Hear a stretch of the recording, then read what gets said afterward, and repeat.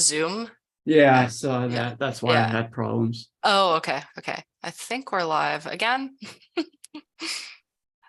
Luckily, I'm not monetized and my delete finger is fast.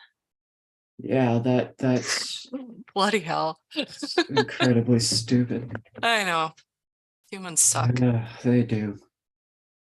Okay, so I'm gonna copy the new link. I'm gonna share it. Luckily, that wasn't too deep into a conversation, though, really, Yeah. because we would have lost the conversation there. Yeah. Yeah, that's I don't even know. Uh, Okay, are we? I think we're okay. So I'm just going to post to, and I don't know if that person came from YouTube or from Twitter or something, but I'm posting, I'm not sharing the info on social media just in yeah. case it was through there. Um, okay, copying. Instagram, almost done.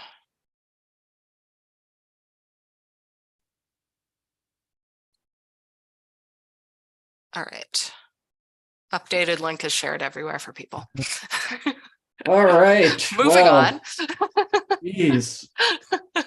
I didn't even think that was like something like that was possible. I mean, I have no clue how the like the behind the scenes things work. So it's Yeah, like no, I don't. that was not. Oh, jeez. You know, they could have just rickrolled us, but little do Yeah, they know, right. I worked in the adult industry, so apologies to everyone else. Sam says, yay, that was weird. Hello, humans. People are awful. Yeah, people suck. They're so immature. Like, come on. Jeez. Anyway, I don't know if it got caught, but what happened? You don't want to know. Mr. Morningstar was just asking what happened. Oh, Mr. Morningstar's Yeah. here. I didn't. So, Oh, yeah. yeah, we basically just got, I don't even know what you would call it, pranked. Sure, let's just say pranked with some adult content with people joining the Zoom chat. So sorry, it was, yeah, I mean, it was bad. It was unexpected. If my channel was monetized, it probably wouldn't have been monetized for much longer. But luckily, I was very quick with the delete button, and yeah, luckily only a few people saw it, and we weren't into a conversation, so there's nothing that was really missed. So all good.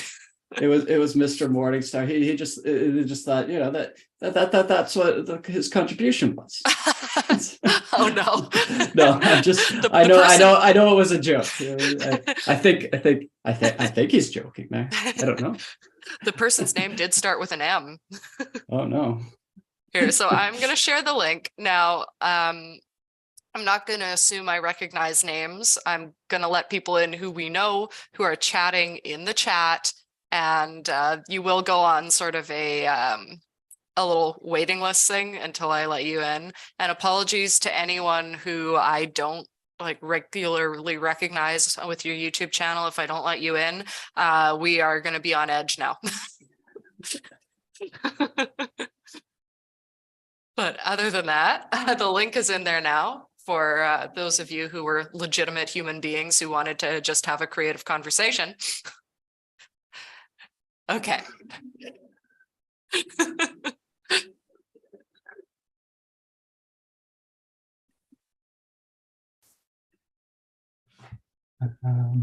Welcome back. Thank you.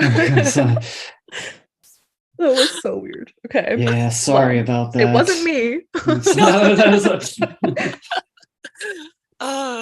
And it was so funny when it was first coming up. I thought it was someone's like request because it said a request was coming through. I'm like, oh, Okay. oh no, I have to like ignore this. And then I realized immediately that it was public. I was like, oh no. How are you doing? I'm doing all right. I figured I would join in because you didn't mention it in the email. So I was like, well, might as well. Thank you. I have time. So thank you. Welcome. Thanks. Try to watch the comments here at the same time. So my topic that I had actually to get started, because last week I kept thinking, oh no, what are we going to have just for like some topics to get people going, to get people conversing here? And there wasn't really anything actively happening. But then this week we had the whole Roald Dahl debacle, and I thought that would be kind of interesting to discuss since we are all authors here. I actually had to look it up when you mentioned it in the email because I was like, what happened? But yeah, I've now been reading up on it. So yeah, I took some notes about things that we're removing. I think it's a kind of interesting ethical question, which I don't know, Pae, if you had a chance to look at much of it. You said you didn't really have a lot of time. I didn't have a lot of time to look at it, but based off of what it sounds very similar to the way these kind of things have gone in the past, and so I don't know if it's very much different as far as like, well, the ethics, as you say, behind it or whatnot. It sounds very similar. So but the specific instance I haven't had time to actually read up on.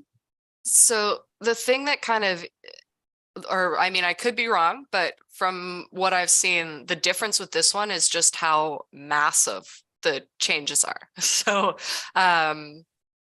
like, if for anyone who doesn't know, Roald Dahl, famous children's author, famously kind of dark children's author, pretty dark, you know, kids getting eaten and stuff like that, turning into strange creatures, being punished, kind of like a slightly updated version of dark, like very dark fairy tales, right?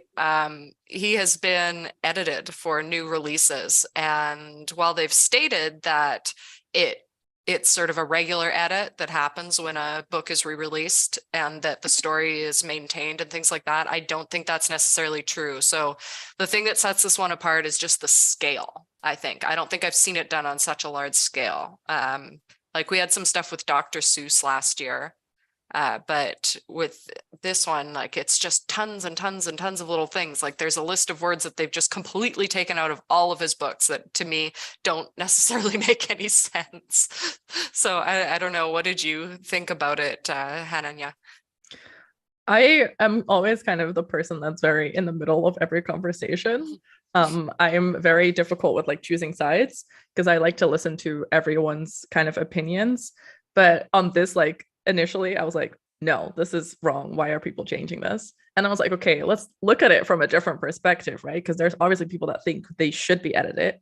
And I was like, okay, the only thing that I can be like, I understand in a way, and don't agree with it, but I understand in a way is like, I think one of the examples was they were taking out fat or something. That's one and of I'm them, like, yeah. I understand that you want to like not portray fat as like a negative thing, but at the same time, I'm like, I don't know if you should edit through everything. Because I was also thinking of different like stories that are not being edited. Because I was like, okay, but like Shakespeare, Romeo and Juliet, like Romeo and Juliet. I can't talk. I'm sorry. Okay. Like that is basically suicide. Like they're not editing that out. So like why are we editing this out? So I'm like very much like I don't understand necessarily all the edits. Yeah, and But for me, like I think I'm probably in the same place as you with this. It's sort of the bigger picture, right? Like while I can look at individual things and go, okay, I get why people don't want kids reading this because like you said with fat, it was usually paired with a like really negative thing. So like, you know, beastly and fat person, it's like, okay, well, why are these sort of on the same level, right? But then like you said, where does it stop? So once you can go into classic literature, and I guess like I would consider Dahl a classic at this point. Once you start going into that and like nitpicking and taking words out, well, why aren't you doing that with other things? And when are you going to start? And how much is it going to be? And how much of writing are you just going to change? And where do you draw the line? Yeah, exactly. I had some notes actually to just sort of give an overview for anyone who doesn't know about the changes. There were updates about, so like there were cloud men or something men, and they've changed all of those people to or people something, right? rather than men. Yeah, which in some cases, okay, cloud people, I think they are different, you know, different genders, but there was another one that it was actually just male characters. I'm like, well, it didn't need to be people, and it's so nitpicky, right? And then in Matilda, they changed her reading, what she was reading, to something else. So it used to say she went on olden day sailing ships with Joseph Conrad, she went to Africa with Ernest Hemingway, and to India with Rudyard Kipling. And then they updated it to read, she went to 19th century estates with Jane Austen, she went to Africa with Ernest Hemingway, and California with John Steinbeck. So I thought that was a little weird. Like I get people maybe thinking they're problematic authors in there, but like, these are authors, like she can read those authors. That kind of thing I don't. Okay, I see you're just like, what? Yeah, I mean, I can understand, and of course, I mean, Kipling especially, but it might, whether you agree with it or not, I can understand why some would see this as a problematic author, but mentioning changing that, I don't understand what this doesn't change anything. It doesn't. It's just, yeah, it's just changing a name. I mean, if people know Kipling, then they know his work already. Changing it to another author doesn't make Kipling any less problematic. Yeah. They've changed the jobs of women and the witches. Like some of them were described as being supermarket cashiers or letter writers, and now they're top scientists or business owners, which is, it's fine, but also, what's wrong with being a cashier? Like, if you're a witch and you want to blend into the world, maybe you want to be a cashier. You don't want to be a top businesswoman. Like, why can you only be a businesswoman? I've been a cashier. It's not, a lowly job. Like, I think that one was a little bit silly. George's Marvelous Medicine, they took out they had said originally that it was if someone had pushed an electric wire through the underneath of her chair and switched on the current, and they changed it to, it was as though someone had switched her chair with a fighter jet seat and pressed the eject button. Like, why is that better? Like, Yeah. if you're just ejected, like you probably gonna die anyway. Like, either one, you might die. This one I thought was ridiculous. Earthworms can't be described as pink. Why? They took out all mentions of pink and black, and I'm assuming because of skin tone, which in some cases, okay, but an earthworms are pink. Like, I was gonna say, what else are you gonna call it? They changed it to smooth, which is not It's an not equivalent. a color. Yeah. Smooth earthworm, but why can't an earthworm be pink? Like, Okay. we're racializing earthworms. And then there, let's see what else. We had to address the fat one, and then there was just oh yeah, there was one where there's a Mr.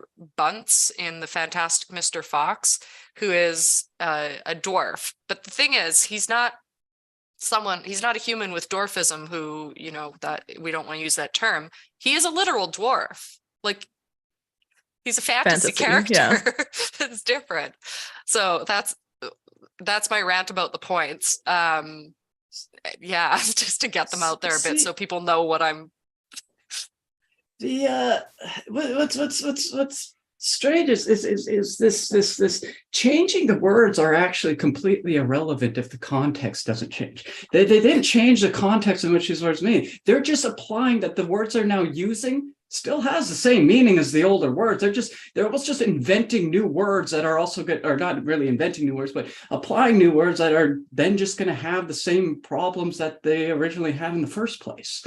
So it's really not it's just not changing anything. You're just giving these other words the same context, those ones that have already changed, and therefore the problem still, the claim is the problem is still there. It just makes no sense on any level. Yeah. So we have some comments. I don't want to ignore people.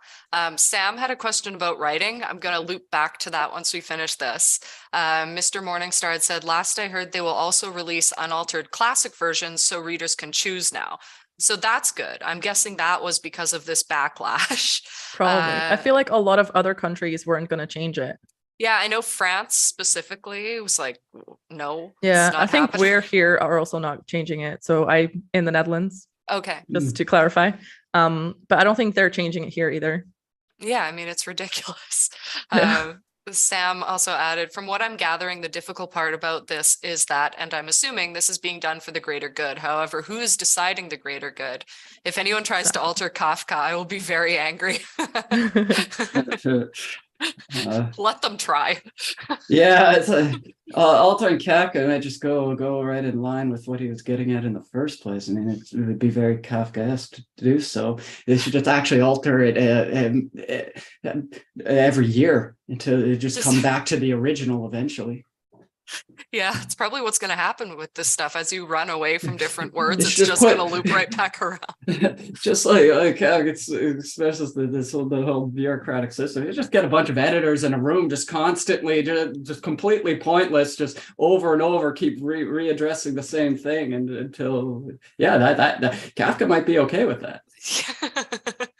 I guess the other point that I wanted to add about this particular topic is just that when we talk about, just picking words that wind up meaning the same thing, what also is being taken away is a place to learn. Like, because I remember when I was younger, when I was reading these books and other similar sort of older books that might be out of date in some ways and a little less, PC by our terms now, my mom would be reading them with me, and she would use it as a teaching moment. And that's how I learned about a lot of the negative stuff in the world, by reading a kid's book and having my mom pause and say, okay, this is a term that they used at this time. We don't use this anymore because it's harmful, and this is why. And by getting rid of that, like, we get rid of that chance to educate kids. Like, kids' literature should be educational in that way, I think. I would agree with you on that. I think reading certain books in a certain way, like you did with your mom, is a good way to kind of say, hey, this is what was written. Let's not view this as like a negative thing, or like, don't say that to other people. But this is an example of the book. It's fictional. You shouldn't say this in real life. Mm-hmm. Yeah, exactly. And like, I don't know what the aim is going to be with kids' literature now. Like, it just, I don't know either. like, I guess it has to just be sort of soft and nice, Positive. which is good sometimes. I mean, you want kids to have positive stuff, but some of those darker books were the ones that stayed with me the most, because they get to you. They start teaching you about the world, and I mean, I'm sorry, but the world isn't just a nice fluffy place. If you start sort of learning that early on, that's not necessarily a bad thing. No, I agree with that. Oh, Sam agrees as well. And also said Kafka is immune. And so she said, I think the teaching moment is great. Yeah, like, I mean, I'm not a parent, Sam, you are. I'm sure that as a reader, you're educating your kids as you go. And Mr. Morningstar added, isn't there value in seeing progress on social views over time, with author becoming more enlightened over time? And that way, I argue to leave the books unaltered. Yeah, it's basically like erasing history. If you That's can't what I was see going to how it say. changed. Yeah, that is a really good point. Is if you get rid of that, we don't see the progress. There is no progress anymore, and so you almost just and that's a good point for a few different reasons. For the reason that was brought up earlier, it's you couldn't draw the line if you do that, because what you're seeing then is just a complete standstill at all times. And so any kind of line, once we get there, we're there all along. If you get rid of the history, and we can't actually view the progress which was made. And what's that about, those who forget about history? Like, it's pretty important, I think. Okay. Sorry. All my frustrations about using a Mac was on that first video, and I'm trying now to switch windows and it doesn't want me to. switching to a whole other monitor. Oh my God. I'm in the process of changing my entire office around here right now because, well, office, it's not really an office, because I'm starting a new job and I have different equipment everywhere. I have a different desk, I have different lights, and it's just, I almost wasn't able to do this today, but luckily I can. Okay, so I can't go to YouTube now. That's fine. I'll go on my phone. We've got about 7 people in here. That's awesome. Welcome to anyone who I did not say hello to yet. If you want to join in and say hi, please feel free to. If you want to come on this conversation, it's an open floor today. So you're welcome to, as long as you let us know. Let us know you're a real human and not a troll. And you have to be logged into Zoom to join as well. So, because we had a fun little incident on the first start of this. Okay. Do we have anything? Yeah, Sam added, when you erase history, there's no reference point to understand why we feel the way that we do. Precisely. I mean, I guess we're all on the same page with this one.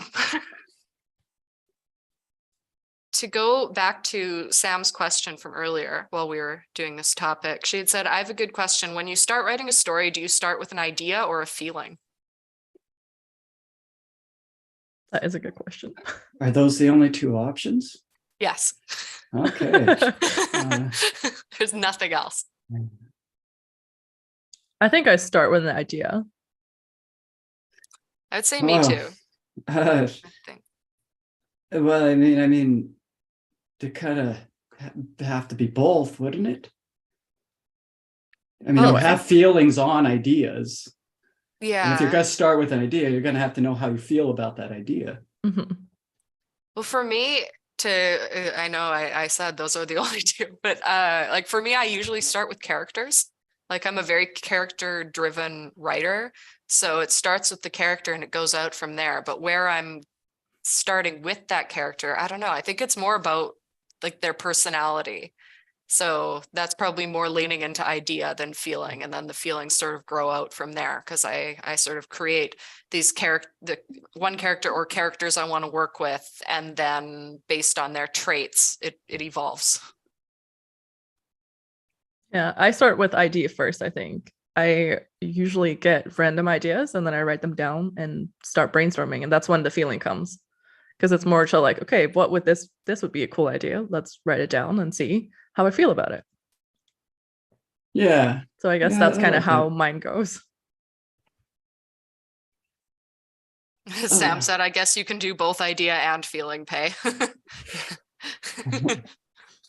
Well, I mean, and what I say isn't, I guess, necessarily true. I mean, oftentimes people don't know how they feel on an idea, and it's, I mean, that doesn't necessarily, I guess that doesn't mean the feeling's not there, but it could, but you wouldn't start writing on that idea. So I guess that's not, I guess I just misinterpreted what Sam was really asking. Of course, you'd have both, but what is it that makes you write is a different question than how I took it. So I guess you can also say, I start from like the feeling of I want this to be creepy or I want this to convey this kind of emotion when I'm writing the story. I guess you could see it in that way maybe, but yeah, that's not how I start my stories.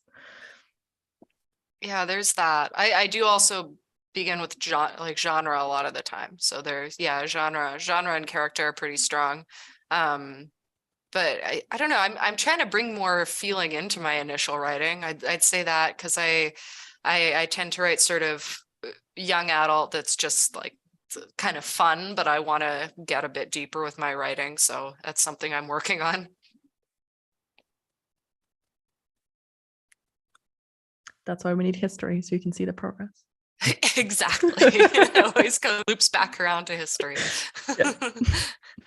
So does anyone else have a topic for us to touch on? This one's just pretty open. Like usually we have one main topic, but here not so much. Anyone in the chat or either of you? I brought one topic. And then there was silence. Yeah. Sorry, I Sorry, was, I don't mean to put you on the spot. It's just I was stuck on that statement. It always loops back to history. It's like, oh, okay, but sorry, that's where I hadn't moved on from Oh, that. get into it. Dive in. No, that was just thinking about the semantical use of that statement. This was interesting. That's all. You probably thought about it more than I did. Sorry, no. Sam had said, I only asked because someone asked me if I did that and I had no idea. Yeah. Yeah, it's kind of a tough one to address where you're coming from with the story. Well, Sam, if they ask you that question, you had no idea, then it's obviously feeling. Well, there you go.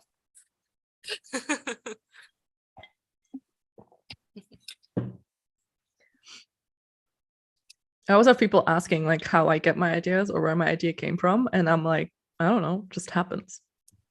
Yeah, it's like really something hard to just pops into your pinpoint that. head. Like it's difficult to pinpoint where the idea came from. I have it for some like story ideas, but for others, I'm just like, I don't know how this came to be. It just happened.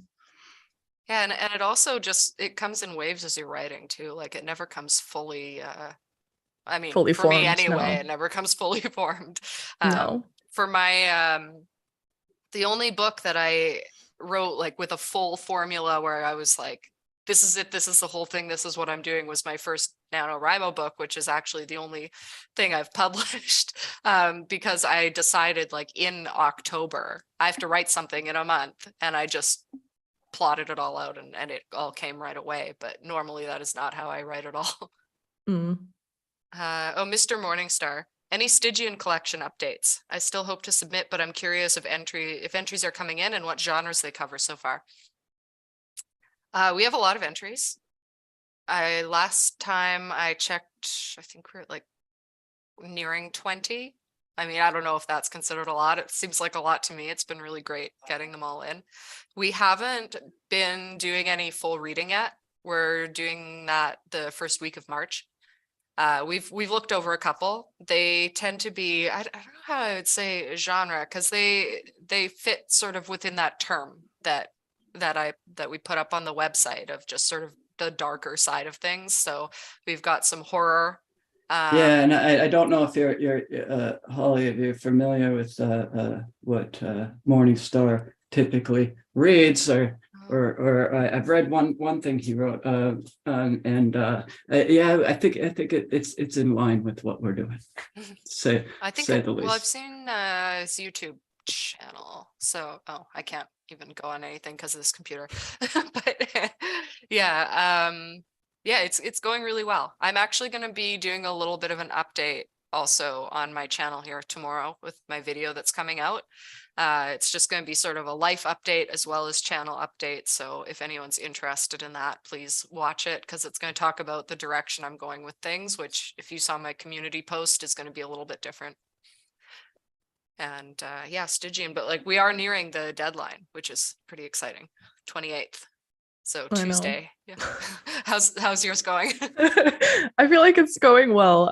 I've had 2 rounds of feedback on it, so I'm trying to finish it up this weekend. Excellent. So. I really liked your concept. Yeah, I hope it delivers on what you expect it to be. But yeah.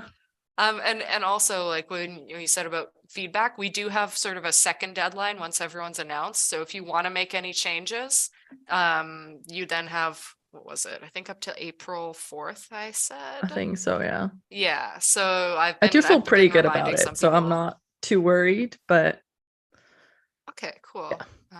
Just want to do a final pass. Double check. Yeah. Final edit is April 4th. So anyone who is working on something or has already submitted something, if you're sort of going back and going, oh no, I think I want to redo this segment, like you will have time to do that.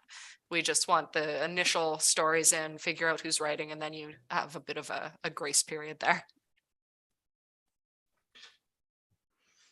And yeah, I'm very excited to sit down and read all of these. It's going to be fun. Yeah, I've read a few. I like them. I like what we have so far. I need to finish mine. Yeah, I need to start on mine actually. I've got almost 4 pages of mine done, but I'm not good at short stories. That was one of the things I said I was going to work on this year, and I'm trying. This is like the first short story I've ever done. So Okay. I'm not it's, alone. yeah, it's a struggle because I was like, la la la la la. And I was like, oh, I'm only 7 words under the limit. Yeah. And then I started editing and I was 50 words over the limit. And I was like, delete, delete, Yeah. delete. Well, a lot of these guidelines too are very, I mean, they're guidelines. They're not absolutes by any means. I know, It's but like, it Like, forces yeah, you we're to be not- specific with your We're not words. going to Yeah, lose so- our minds over like 50 words. We just don't want, someone sending an extra like 5 pages in. Yeah. Or, a whole novel in the middle of this. We want everyone to be around that same maximum length. But yeah, as writers ourselves, we're trying not to be too Difficult. Yeah. Trying to make this all a very easy, fun, and transparent process for everyone, because I think publishing needs more of that out there. So that's Definitely. our goal. Morningstar said, I have the Joyce-like feeling that I have my 5,000 words done, but I'm not sure what order they should go in. I like because when it's first at the Joyce like feels like, what does he mean by that? But then the last, it's like, oh, okay, I get it. Yeah. Kind of comes around there. Oh, it's so good. And Sam, I'm sorry, I'm trying to think of good questions to ask, but everyone is asking me for lunch and fighting like cats and dogs. Oh no. No, don't worry. Even if you just have a random topic to just throw at us, feel free. We're just taking anything that comes in. Probably go for another like 15 to 30 minutes, depending. We usually do these for about an hour, but since we got a late start, if something picks up, then we'll go a little bit longer. Book Blather says, hey, hello, Hello. welcome. Hello. We're doing an open floor here, so if you see the pinned comment, I have the link to this Zoom. If you want to hop in, feel free to, or just, I don't know, shooting the breeze creatively. I already went on my Roald Dahl rant, so now I can relax. Just hate when people mess with authors.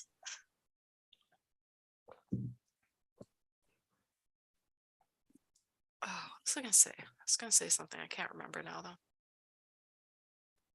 Oh, yeah, let me think. What's everyone's feelings on longer form content on YouTube creatively in the writing world versus little snippets, short videos?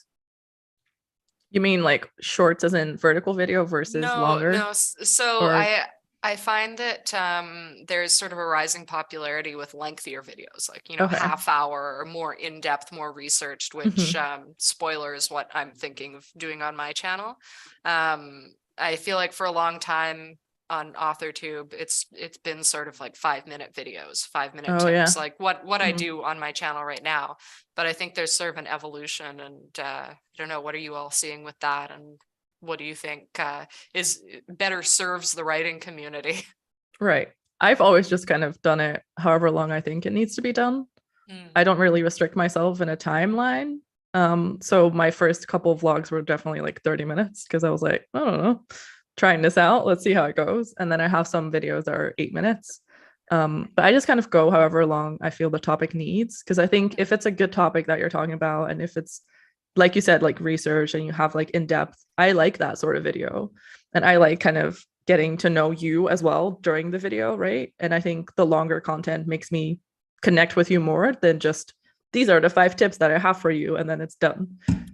So I enjoy that. I'm also very much someone that enjoys kind of the this is how I do my things kind of thing, because then I learn from someone in their process and get to know them in their process and learn something in like their videos. So I like those kind of things, but that's me. Okay, cool. I think if you want to get like one question answered, the like 5-minute videos are nice because it answers that question. That's true. But if you want to connect with someone, the longer stuff is better, I think, for community wise, I think. Yeah, definitely. And you're going in that direction too, Pae, right? Like your stuff is getting sort of longer and more Yeah, well, it's what's going on. It all depends on what it is. I think I'll be putting out longer ones mainly because of the subject matter. I'm gonna have to, well, I am splitting it up and taking forever to do it because there's so much to cover. But yeah, it really depends on what it is. Typically, like as far as what I watch, it depends on why I'm watching too. Whether that's I'm interested in getting to know the person or just want information. So it depends on a few factors, I guess. Yeah, that makes sense. Because with this sort of change that I'm doing, like I want to be more creative and I want to have fun, but I also still want to keep serving the creative community because that's sort of my goal here, right? But yeah, I think between putting videos out and keeping these live streams up, that covers a lot of stuff because we can do like tidbits here and conversations and stuff like that, which is fun. Oh, Sam has a comment here. So there, oh, sorry, there's some typos here. I've just learned about this, but do you think certain things like surrealist writing could be immune to AI? Oh, that's interesting. And you articulated it well, definitely.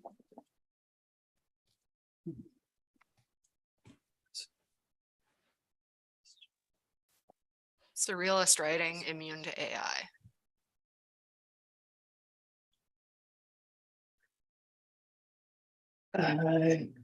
It's surrealism is on such a spectrum. I see. It's funny because I I was thinking kind of about this a bit ago, but I was thinking more in lines of ideas would be like anything that's AI take. Now I could be wrong, but from what I understand, AI takes from what's already out there on the internet and kind of puzzles it all together one way or another. Right? Is that right? From what I understand. Also, it does take information from people because I tested this with the chat thing. So if you feed it in directly, it'll take that into consideration, even if if it didn't find it on the internet. Yeah. So if see, I might be too ignorant on exactly how the AI goes about what it does to comment on that. I just think like there'd be no way for it to produce anything that is hasn't already been produced one way or another. And so if you're, I guess, well, I guess it would mean it would exactly where you stand on surrealism, but certain things like philosophical concepts, scientific discoveries. I mean, it's not going to do anything new in regard to that. I wouldn't think, but I mean, like I said, I maybe I just don't know enough about how AI goes about doing it. Yeah, it's interesting because it really depends how I would think. And again, I'm not an AI expert. I just have some opinions on it. I guess it depends sort of how complex the algorithm is and in relation to like randomization and stuff. Like, how good is it at putting out an original idea? Because it could examine every surrealist and then it Yeah. could come up with something maybe new, but I don't know how well it would do that. It would, and if it were to, it would just be an equivalent to just a roll of the dice, really. I mean, AI is a contradiction in terms. There's no such thing really as AI. It's a computer doesn't know any more than the rings of a binder that contains all the information in the world. It's so calling it intelligence to begin with is kind of, I think, confuses the whole way we approach it. But which is gets into the whole philosophical question of it, but that's a different thing. So if it were to come up with anything new, it'd be equivalent to just someone pulling out pages from a bunch of random books, putting it together and being like, well, here's my surrealist work. It's like, well, if it's good, but it was kind of just a fluke. Have you looked into AI stuff much, Hananya? Not really. Yeah. I know AI from my like day job, Mhm. but we don't work with it too much, but we use it to predict basically ratings for television. Oh, okay. To kind of know what the ratings would be or are going to be, and then kind of bet on that in a way. So that's kind of what we're trying to set up, where it's pretty accurate at the moment. So it's very scary that it is that accurate. But yeah, that just takes into account like all different factors. So that is completely different from like this, I feel. I do agree with what Pae said because, or how do I pronounce it? Is it Pae? Yeah. Okay. Just to kind of draw from that, it is kind of just everything is in there and it'll just pick from everything. But in a way, I feel like it will probably just come up with maybe a different combination of things. And I don't know if that would be like good or bad. That is not really what I'm gonna decide. But in a way, I feel like my ideas is also drawing like certain inspiration from different things, and that will Oh, yeah, become that's my true. story. So is it really that much different from me doing it if an AI is doing? Does that make sense? Like, I'm not trying to say AI is that's good, interesting. but I'm also doing that in a way, right? Like we are also picking different topics and different things from different works that we see or we read or we listen to or we see. So am I that much different from an AI in that Which is sense? kind of like we had a conversation about AI in the first one of these creative conversations, and Pae, you were saying, and I've seen some other people since say this about how, you know, you didn't write it when you come up with a prompt, the AI wrote that. So it is like the AI is the author picking from all the information that it has. But that's also an interesting topic to examine, like what is the technical difference of that. Yeah, well,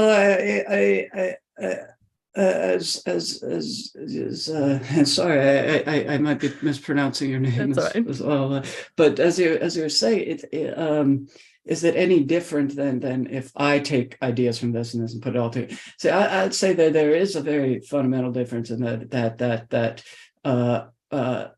it is the civil question. Well, you does the AI know it knows it's doing this? Or yes, you of course do. The AI doesn't, and where and because of this difference, there are certain things that might be restricted in which you would allow, in which AI wouldn't recognize simply by, well, it couldn't recognize anything. It's just one way or another. So I think that would be a primary difference, and that's a distinction, because what the AI then essentially does, by not being capable of knowing what to leave out or put in, whereas you would, that simple case of knowing that you're doing this, is the very human connection, the human element that another person that's reading it is going to pick up on. If that makes sense. I don't know if I worded that too. Like AI doesn't have human emotion and exactly. It doesn't have that like ethical or moral kind of thing. Which is what's going to separate it out in the end, I think. Yeah. What comments do we have here? Morningstar said, when I started BookTube, I neglected to do a newbie tag video. If I start creating AuthorTube content, is there a good topic to cover in the first video that also helps other authors connect?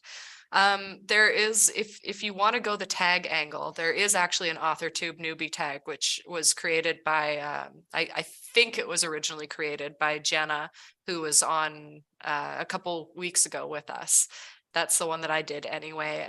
So if you go back on my channel, you can find a terrible AuthorTube newbie tag that I did when I had no idea how to film, and I was wearing a wig that was massive. I mean, everyone told me it was not, but I know that it was. So but yeah, it's there, and I link to it, and there's questions. So if you want to go that angle, then you could, and that'll sort of link you to other people who did that, and that sort of thing. That's also the first video I did. I think it's a good way to connect with other authors, because there is a lot of people that will still search for that term. So also, I'm working on a AuthorTube directory. If you are looking for people to follow, that's on Reddit. I noticed there wasn't really anything like that, so I have to get back to that again soon, because I stopped around, I think, like G or something. I'm trying to go alphabetically. And obviously I don't know everyone on AuthorTube. So if anyone wants to just chime in who I, might not have on my list, I'm going to have a directory there. So you can always go and follow everyone in the Reddit AuthorTube, which hopefully will be useful and help bring people together. Do you have the Google Doc sheet from Kat Leo? No. She has one where it also includes, like, I think if she knows them, everyone, and then the streams and stuff. I can send it to you if you want. Yeah, that would be awesome. Thank you. I can probably not put it in the chat, right? Because I'm not. You could just email it and then I'll have it there, and that would be very helpful because I would like to get everyone on there eventually. Right. Yeah. I will copy the link over and send it to you. Excellent. Thank you. Sam said, I was just going to say that everything in a binder can contain and organize, but there must be something manipulating it to give it meaning. It could put random ideas together, but does it have any meaning, or do we as humans create the meaning for it? I think that's a good comment. Well, I mean, I mean, this will get too much into how one is defining meaning, and it's very. I don't even know. I wouldn't know where to begin with that without going into something that would take quite a while to explain. Here's a good idea for a series. Let's get AIs to write surreal fiction and send it to Pae to analyze. Oh boy. Yeah, that's a good way to never see me again. I've seen some AI things people put out. Like I've someone put out something asking AI to recreate Dostoevsky, and some of them are pretty funny. What it produced was just almost as if the question was actually, can you produce the most cliched thing you could possibly imagine on Dostoevsky? And it's like, it was so obviously not something Dostoevsky would have ever written. It was as if it was weird. It was quite clear it was AI generated. Yeah. I remember when they were first coming out with those that people would share around, and it was like, write a Harry Potter book. I think someone actually self-published all of them. They wrote a series of Harry Potter books that were all done by AI, and they were really funny. They were ridiculous. And I worked with it. I mentioned this back in the other conversation because I worked for a adult website, and I was doing their this side with like a fiction posting, and we did a AI generated erotic work, and I worked with the AI to edit it down, but it was just like, it was the most ridiculous thing you've ever read. It was pretty funny. But yeah, like I'm thinking now, what something interesting would be to like take the summary of one of your novels and put it into an AI and ask them to write that and see what it comes up with and compare it to your own novel. I kind of want to do that now. No. No.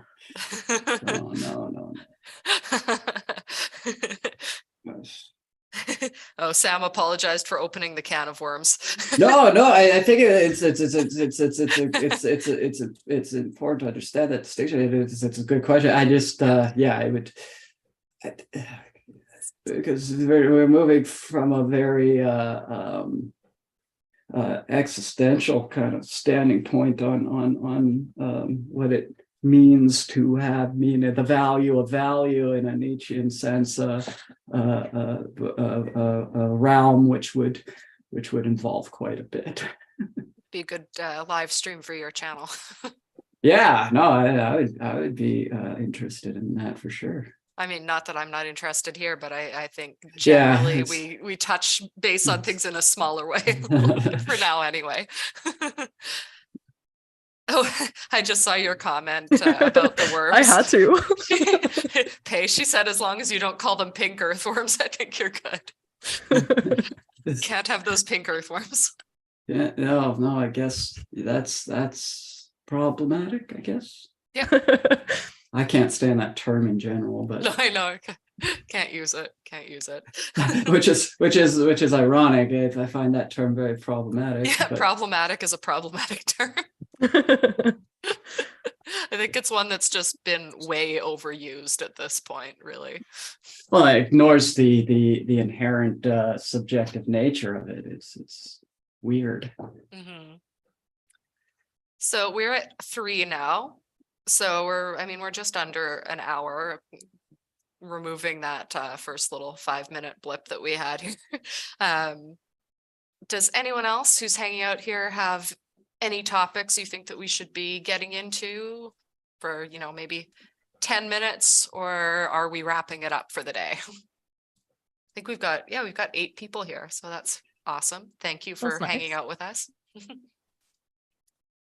And I think that this was a good little starter one, and I'm glad that that you joined us as well, Hananya. Thanks. It's been nice. And we'll have to do a sort of planned out one too, because you had a really good topic that you wanted to talk about. So I'm looking forward to that. Yes, I was gonna respond to your emails, so Oh, I'll yeah, do don't it worry. I now, mean, like after this with I- the link, so you have that. I left you for like 12 days at one point, so It's fine. when we were a Life sick happens, house over right? here, Leaving illness an email happens. for 12 days. If I reply to an email in 12 days, that's a quick response. Okay. Oh, Sam had said also the word better. I think that's one on our problematic topic. The word better. Is it an overused one? I'm not sure. But Gonna have to. it's a meaningless word outside of context. I was gonna say, depends on the context. Maybe I got the wrong context there. I'll have to clarify. And Sam says that she'll try to prepare better for next time. Yeah, I think I definitely want to do another one of these. Anytime we don't have someone specifically booked with a specific topic, I think this is just what we'll do. We'll do an open floor, and anyone who's just in the mood to hop on can do that, and we'll talk. Yeah, thank you to I everyone think who it's fun joined. because it's also kind of a ask me anything kind of thing. Mhm. Yeah, it's good to do that sometimes rather than just being completely, scheduled out. Especially for me as a scheduled person, highly scheduled. Okay, so wrapping it up. Thank you everyone for watching. Thank you, Pae and Hananya. I'm going to link Thank you. channels in the description below as always, so you can check both of them out. Watch my video tomorrow. I'm going to talk about my channel and about Stygian collection and life, things like that. It's not too long, so it's not going to be annoying to watch. I hope. Grab a cup of tea, have a cup of tea with me. That's what I'm calling it. And yeah, so enjoy the rest of your Saturday. This will be up after if you missed anything, so you can watch us talk. You can watch my rant about Roald Dahl. And as always, I hope that you all have a day that is just as wonderful as you are. Bye. Bye.